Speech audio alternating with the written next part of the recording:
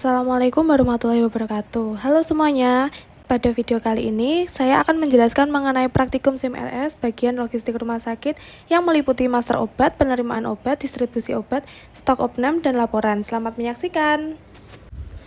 Pada sheet 1 menjelaskan tentang master obat, struktur, dan data awal. Jadi, master obat merupakan data induk obat yang digunakan sebagai dasar dalam pengelolaan logistik farmasi.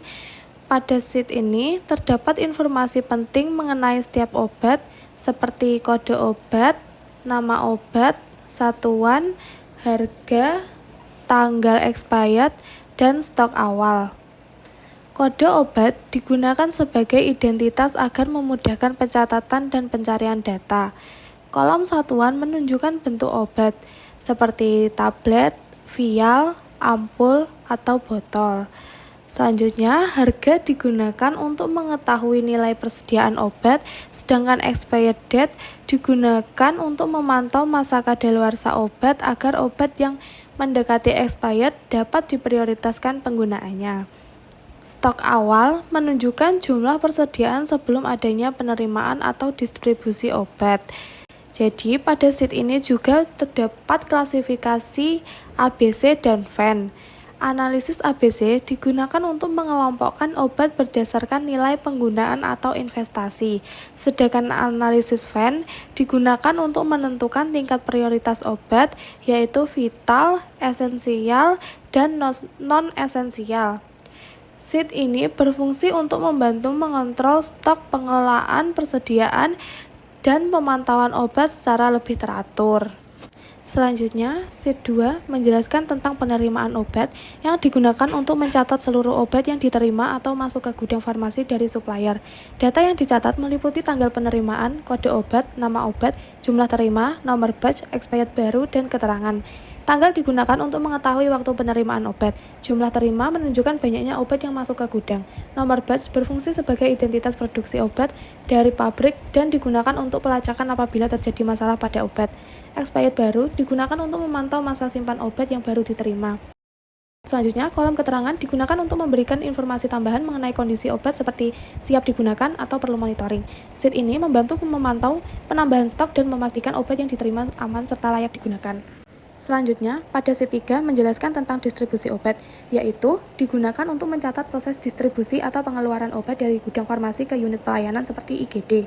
Data yang dicatat meliputi tanggal distribusi, unit tujuan, kode obat, nama obat, jumlah keluar, dan keterangan distribusi. Tanggal distribusi digunakan untuk mengetahui waktu pengeluaran obat, sedangkan unit tujuan menunjukkan bagian yang menerima obat, jumlah keluar menunjukkan banyaknya obat yang didistribusikan dari gudang farmasi, dan kolom keterangan digunakan untuk memberikan informasi tambahan mengenai tujuan distribusi obat. Sheet ini berfungsi untuk memantau penggunaan obat di unit pelayanan, mengontrol stok yang tersedia, serta memastikan proses distribusi obat berjalan dengan tertib dan terdokumentasi dengan baik. Selanjutnya pada sheet 4 menjelaskan tentang stok opname obat, yaitu digunakan untuk mencatat hasil stok opname obat di gudang farmasi. Stok opname dilakukan untuk mencocokkan jumlah stok obat pada sistem dengan stok fisik yang tersedia di gudang.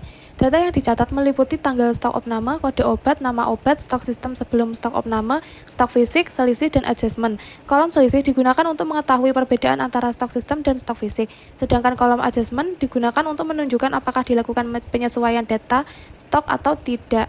Sheet ini berfungsi untuk membantu pengendalian persediaan obat, mengurangi kesalahan pencatatan, dan memastikan data stok tetap akurat. Selanjutnya, pada sheet 5 menjelaskan tentang laporan obat, yaitu digunakan untuk menampilkan laporan akhir pengelolaan obat berdasarkan data yang telah diinput pada sheet sebelumnya. Pada sheet ini terdapat dua laporan, yaitu laporan stok akhir obat dan laporan status kadaluarsa obat. Laporan pertama berisi kode obat, nama obat, dan stok akhir obat. Stok akhir diperoleh dari hasil perhitungan stok awal ditambah penerimaan obat dan dikurangi distribusi obat. Laporan ini digunakan untuk mengetahui jumlah persediaan obat yang masih tersedia di gudang farmasi. Selanjutnya, pada laporan kedua berisi kode obat, nama obat, dan alert status kadaluarsa obat. Status ini digunakan untuk memantau kondisi masa expired obat seperti aman dan perlu perhatian khusus apabila mendekati tanggal kadaluarsa. Sheet ini berfungsi untuk memantau proses monitoring persediaan obat, mempermudah pembuatan laporan logistik farmasi, serta mendukung pengambilan keputusan dalam pengelolaan obat.